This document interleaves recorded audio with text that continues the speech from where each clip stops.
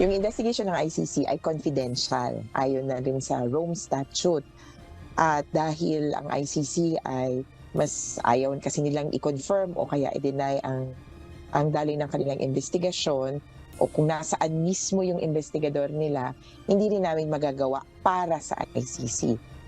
Ayang kumpirmahin ng Assisting Counsel ng ICC at abogado ng mga biktima ng giyera kontra droga noong administrasyon ni dating Pangulong Rodrigo Duterte kung nakapasok na ba sa bansa ang mga kinatawan ng International Criminal Court o ICC. Kahapon inihayag ng dating Presidential Political Affairs Advisor na si Professor Ronald Llamas na may posibilidad na may mga kinatawanan ng ICC sa bansa. Kasunod ito ng naging pahayag kamakailan ni Pangulong Ferdinand Marcos Jr. na pag-aaralan ng pamahalaan ang muling pakikipag-ugnayan sa ICC. Posible na yung ICC ay nagpapadala na ng fillers, kinakausap na. Kaya hindi ako magugulat kung yung ICC ay hindi lang fillers ang pinapadala. Kung hindi physically may kasama yung fillers na nagpapadala. Ang ibig mo sabihin, Sek, pwede. Oo, pwede na may nakikipag-usap na talaga. Posible yun, no? Posible. Dahil sabi ng gobyerno, pag-aaralan nila. Mas magandang pag-aaralan kung may kausap sila. Pero ayon kay Attorney Cristina Conte, mismong ICC ay ayaw magbigay ng detalye sa kanilang ginagawang pag-iimbestiga. Ayaw rin itong ihayag kung may formal ng komunikasyon sa kanila ang ICC.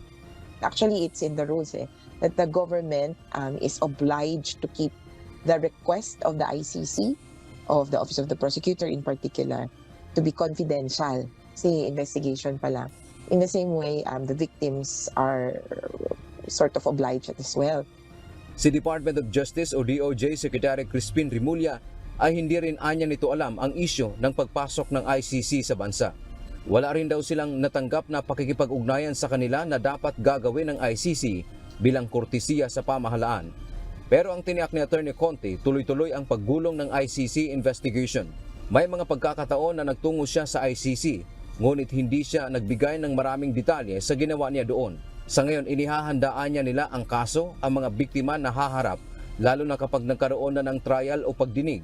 Dagdag pa ni Conte, maging si dating Senador Leila de Lima ay pwedeng tumayong testigo sa ICC, lalo na may alam siya kung papaano ang nangyaring patayan sa bansa kaugnay ng drug war.